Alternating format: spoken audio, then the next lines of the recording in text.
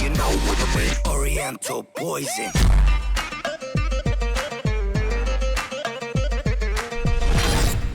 Wassalam, alaikum à tous mes très chers abonnés, j'espère que vous allez bien, que tout va bien pour vous et que votre MIFA se porte bien. Aujourd'hui on se retrouve pour une nouvelle vidéo pour vous annoncer que je vais arrêter YouTube. J'en ai marre de ce monde, beaucoup d'hypocrisie, beaucoup de méchanceté à chaque fois, des gens qui cherchent toujours à te tirer vers le bas au lieu d'être des humains avec un bon cœur et à chercher à te tirer vers le haut. Donc je vais arrêter YouTube et je vais aller vers quelque chose d'autre. Et je vais vous donner un indice. Si je vous dis plomo ou plata, vous pensez à qui? Pablo Escobar. Eh bien je vais exercer un peu le même métier que lui. Voilà.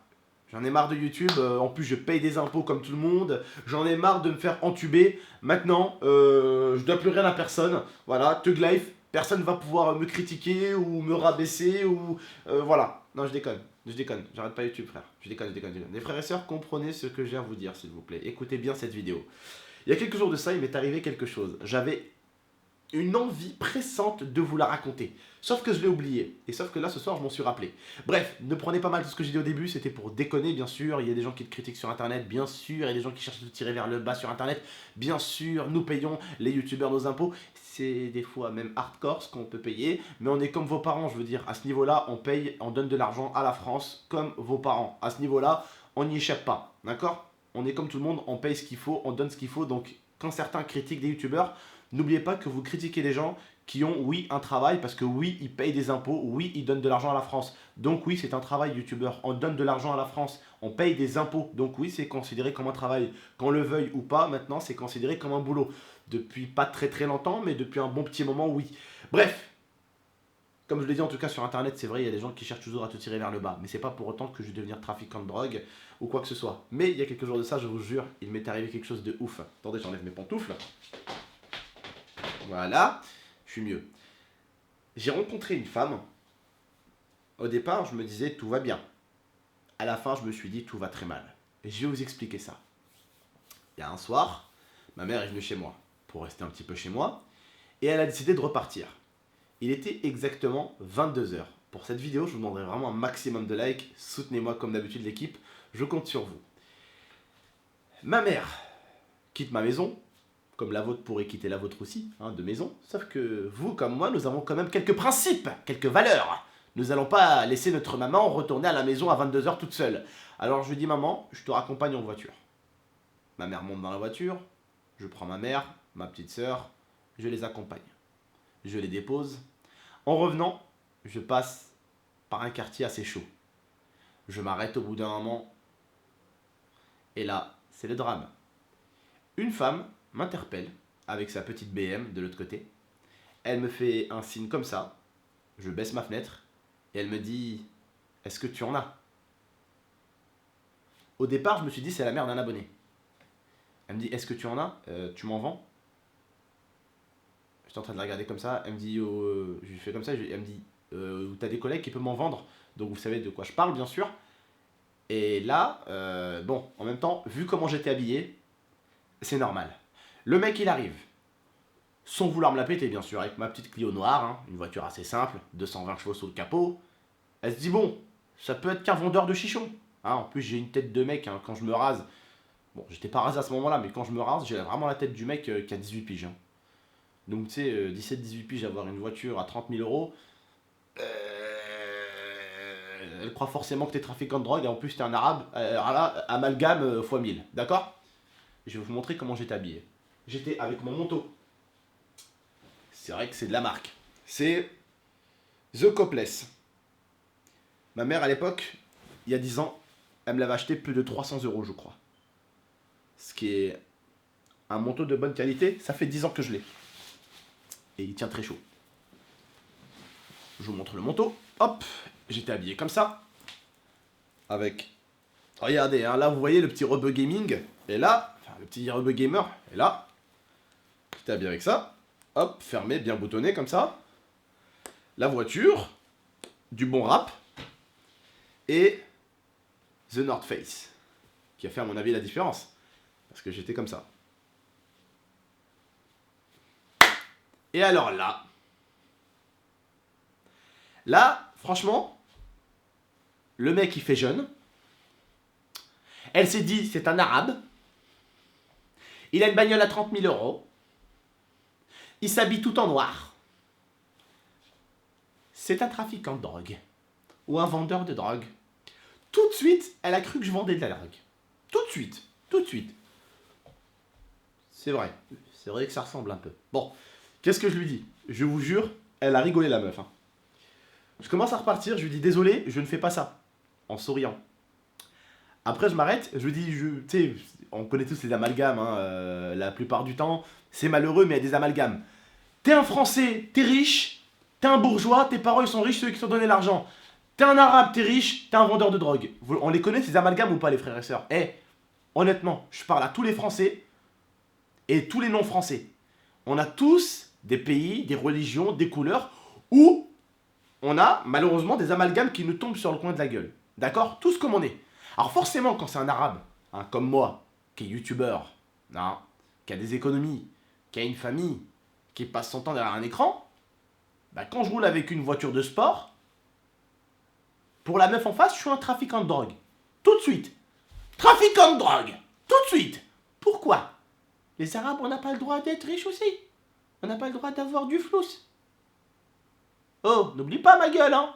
Mohamed Lafayette, Galerie Lafayette, tu crois que ça appartient à qui? Mohamed Lafayette. Le mec, il est pété de thunes. C'est un quoi? C'est un russe, à ton avis, Mohamed Lafayette? Bah non. Bon, bah voilà. Bref. Et c'est ça le truc, c'est que quand c'est un arabe, ils vendent de la drogue. Quand c'est un français, c'est pareil. Il se fait descendre aussi. Oh, c'est un putain de bourgeois de merde. Ses parents, c'est des putains de gros bourgeois. Non, pas forcément. Tu peux pas te dire que le mec qui est français, c'est juste un mec qui a de l'argent parce que bah, il a créé quelque chose, il a fait quelque chose. Ou il a un travail qui lui rapporte beaucoup. Alors quand c'est un français, c'est un fils de bourgeois de merde. Quand c'est un arabe, c'est un bougnoul qui vend de la drogue. Tout de suite. Et quand c'est un roumain, c'est un mec qui est tombé dans un coffre au trésor dans une poubelle. C'est des amalgames, il y en a partout. Mais moi, je vous dis la vérité, c'est marrant, des fois, mais des fois c'est relou. Hein. Moi, je vous dis, des fois, c'est selon les amalgames. Mais bon, comme on dit, il vaut mieux en rire qu'en pleurer. Donc voilà, je voulais juste vous en parler parce que quand ça m'est arrivé, je vous le jure, du plus profond de mon cœur, j'étais mort de rire et j'ai tout de suite pensé à toute ma communauté. J'ai dit, putain, celle-là, il faut que je le raconte. Faut que je le raconte. Et franchement, les gars, franchement, j'ai bien réfléchi. Et j'ai envie d'arrêter YouTube. T'en rends compte, trafiquant de drogue? Paye pas d'impôts, t'as que du liquide, pas de traces. Non, je rigole, les gars. Faites jamais ça, starfallah, les gars. Non, les gars, l'argent facile, faites attention. Quand c'est facile d'un côté, c'est facile de l'autre. Facile de gagner de l'argent, mais c'est facile d'aller en tôle aussi, les gars. Faites attention, les gars, je vous déconseille vraiment. Je sais que certains le font parce que c'est la galère pour eux. Je sais que c'est la galère, les frérots. Mais bon, malheureusement, la galère, les frérots, il faut essayer de s'en sortir avec du halal, comme on dit chez nous, c'est-à-dire en faisant un travail halal, Inch'Allah, et je vous en souhaiterai que plus. Comme je l'ai dit, et je vous le répète, moi je tiens juste à vous le dire, je tiens juste à vous préciser quelque chose, si je peux vous faire une petite morale pour la fin, et permettez-le moi s'il vous plaît, juste de vous faire une petite morale, et écoutez-moi bien. Il y a 2 ans et demi, jour pour jour, la vérité, pour vous parler en toute sincérité, j'avais même pas les moyens de me payer une bouteille de coca. Même pas. Il y avait des gens sur YouTube qui m'ont insulté. De sale arabe. De bougnoul. De sale algérien. De tout plein de mots. Ils m'ont insulté ma mère, ma soeur, mon père, mon petit frère, ma grand-mère. Tout. Malheureusement, c'est comme ça. Chaque année à la Paris Games Week, quand je vais, je dis venez là, je suis à tel stand. Et il y a 2 ans de ça, je l'ai dit, s'il y en a qui a un problème, qui viennent me voir en face, on va le régler tout de suite devant tout le monde. Hein. Sans vouloir me la péter, c'était juste pour parler aux grandes gueules. Tu vois ce que je veux dire? Bizarrement, il n'y a personne qui est arrivé. Parce que vous savez pourquoi? Parce que les gens sont même plus capables de parler avec leurs couilles et leur bouche. Ils parlent qu'avec leurs doigts maintenant. Et c'est malheureusement ça sur Internet. Le truc en fait, c'est que malgré tout ça, malgré tous ces gens que j'ai pu rencontrer, malgré tous ces gens qui sont bas et qui veulent tirer les autres vers le bas et qui se disent pas je suis bas, alors je vais essayer d'aller en haut. Tu vois? Non, ils se disent je suis bas, alors je vais essayer de tirer les gens avec moi. Tu vois, je suis dans la merde, alors je vais essayer de les mettre avec moi dans la merde. Et c'est pour ça que ces gens-là ne réussiront jamais. Ils sont trop occupés à essayer de mettre les autres dans la merde qu'à essayer eux-mêmes de s'en sortir. Et le truc que je peux vous dire, c'est qu'il y a 2 ans et demi, 3 ans de ça, j'avais même pas encore les moyens de me payer une bouteille de coca. Il y a 1 an de ça, jour pour jour, en octobre, début octobre, non, fin septembre, début octobre, j'ai été l'homme le plus fier du monde quand j'ai eu enfin mon premier appartement avec ma femme. Je vous le jure, hop, j'allume l'écran. Restez jusqu'à la fin de cette vidéo s'il vous plaît, écoutez-la bien. J'ai vraiment un message important. Je sais que certains s'en battent les couilles, et c'est bien dommage d'ailleurs. Mais avoir mon chez-moi, quitter ma grand-mère, ça m'avait fait mal au cœur, mais avoir mon chez-moi, waouh, ça m'a tellement fait du bien quand j'ai acheté mon premier écran. Mon premier écran, mon premier frigo, mon premier canapé, avec ma femme, notre quoi. Hein, notre télé, notre canapé, notre frigo. Alhamdoulilah, j'ai pu me faire plaisir. Je me suis sorti de la merde. Je me suis sorti de la merde alors que j'avais même pas les moyens d'acheter une bouteille de coca. Aujourd'hui, quand je vois des mecs parler de moi, je rigole. Vous savez pourquoi? Parce que contrairement à ces gens-là, je me vois et écoutez, hein, ne prenez pas du tout ça comme un mec qui se la pète. Non, loin de là les frérots, c'est pas du tout mon but. Mais je me vois tellement devant eux déjà, mais largement. Je suis tellement en première place, mais largement, je me dis, moi je les juge pas. Donc déjà, je suis avantagé contrairement à eux, je les attaque pas.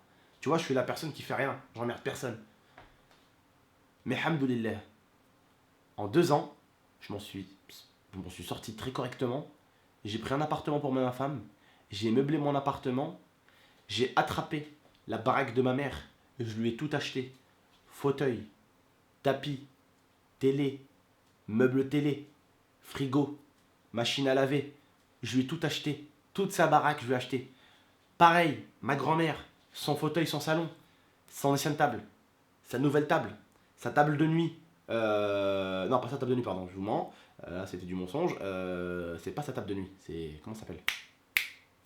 Sa table de télé, quoi. Voilà. Sa table de salon, son frigo. Voilà, bref. Je lui ai tout acheté.